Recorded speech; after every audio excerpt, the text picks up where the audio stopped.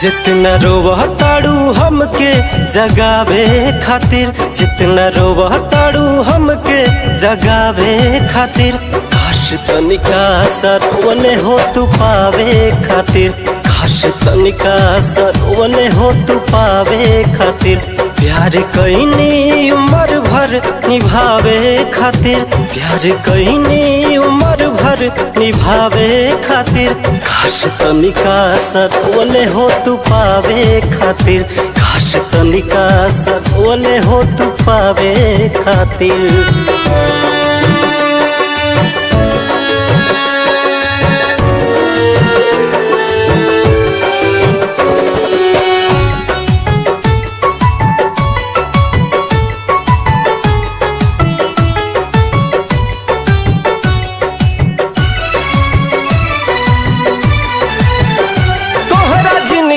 से लगोरी हट गईनी हो, हरेल गड़िए के नीचे आके कट गईनी हो।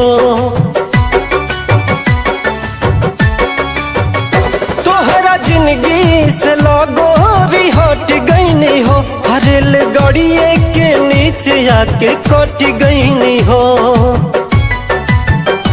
अब का बाड़ू परेशान तू बचावे खातिर, अब का बाड़ू परेशान तू बचावे खातिर, काश तनिका सरवने हो तू पावे खातिर, काश तनिका सरवने हो तू पावे खातिर।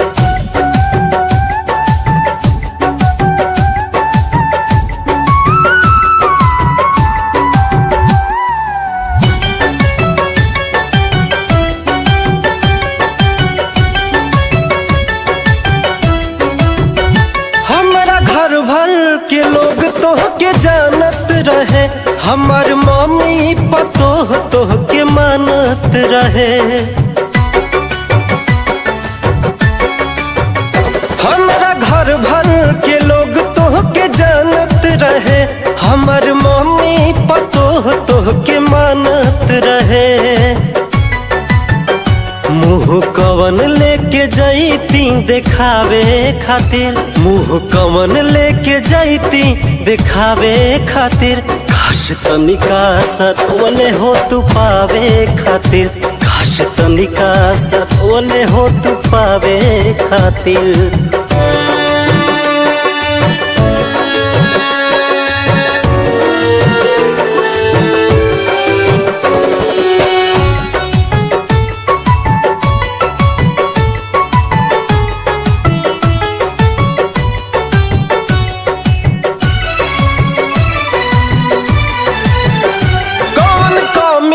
रहे सिंह कुशेषनाथ में, शादी कैलू अमर जितवा के साथ में। कौन कमी रहे सिंह कुशेषनाथ में, शादी कैलू अमर जितवा के साथ में।